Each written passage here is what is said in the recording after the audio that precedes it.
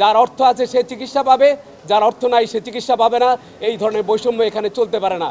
যাদের অর্থবিত্ত আছে তাদের হাঁচি কাশি লাগলে আপনারা সিঙ্গাপুরে চিকিৎসা করেন, আমরা সেই স্বাস্থ্য ব্যবস্থা দেখতে চাই না।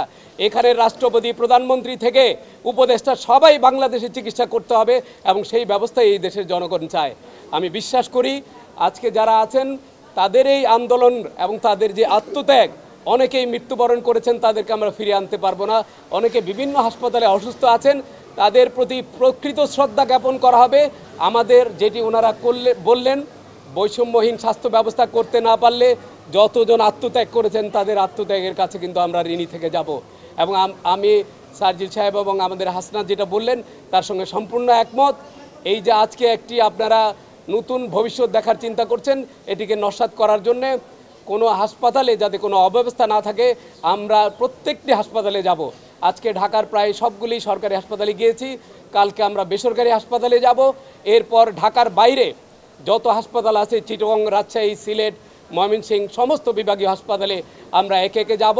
এবং আমি এটিও পরিষ্কার করে দিই, আমাদের যদি কোনো health manager, director, doctor, nurses অথবা কর্মচারী আপনারা যদি দায়িত্ব পালন না করেন, মধ্যস্বত্বভোগীর কাছে আপনারা শরণাপন্ন হন, কোনো সরকারি হাসপাতালে যদি বাইরের থেকে কোনো পরীক্ষা নিরীক্ষা করা হয় অথবা কোনো রুগীকে বাইরের থেকে মেডিসিন কিনতে দেওয়া হয়, ছাত্র জনতা আপনাদেরকে ছাড়বে না।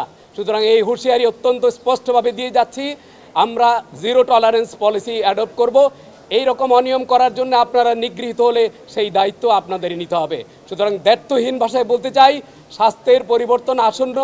আপনারা সবাই যদি আমাদের সঙ্গে থাকেন, এই পরিবর্তন শুধুমাত্র অল্প সময়ের বিষয়।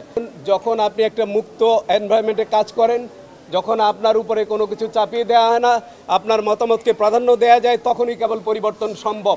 গত 4 বছর ধরে আমরা বলেছি ন্যাশনাল হেলথ ইন্স্যুরেন্স করতে হবে। গত 4 বছর ধরে বলেছি আমরা ন্যাশনাল হেলথ অথরিটি করতে হবে, স্বাস্থ্য ইন্ডিপেন্ডেন্ট কমিশন করতে হবে, স্ট্র্যাটেজিক পারচেজ করতে হবে, যন্ত্রপাতি না কিনে সার্ভিস কিনতে হবে। একটা এমআরআই মেশিনের দাম 10 কোটি টাকা হলে সেটা 18 কোটি টাকায় কিনে 1 বছর পরে নষ্ট হয়ে যায়। সে এমআরআই খরচ পড়ে একটা 18 থেকে 20,000 টাকা। আমি তো প্রাইভেট থেকে 5,000 টাকায় কিনতে পারি।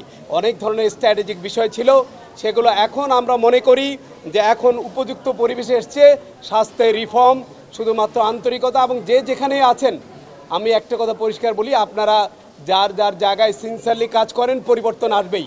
এখানে ভয় পাওয়ার কিছু নেই, কারণ বিগত 17 বছর আপনাদেরকে এই সিস্টেমের মধ্য দিয়ে আসতে হয়েছে। এখন আপনারা ভয়ে ভীত না হয়ে যার যার জায়গায় আপনাদের দায়িত্বগুলি পালন করেন, পরিবর্তন নিশ্চয়ই আসবে।